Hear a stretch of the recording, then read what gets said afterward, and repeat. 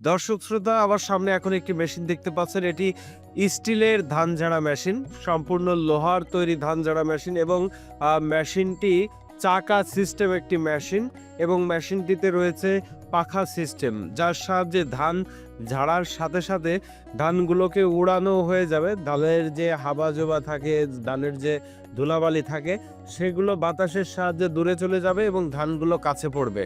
আমি দর্শক শ্রোতা, এই মেশিনের যে ঢোলটা সেটা আপনাদেরকে একটু দেখাই। এটা আমরা শাটার সিস্টেম একটা ঢোল ব্যবহার করেছি।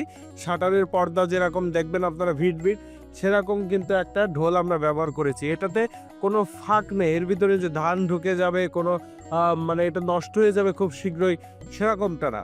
মেশিনের ওয়েটটাও যেমন, এবং এই মেশিনের আর এই যে কাটা সেট করা, এই কাটাগুলো ওয়েল্ডিং করে দেওয়া একবারে, যেটা সহজে কিন্তু আপনার নষ্ট হবে না।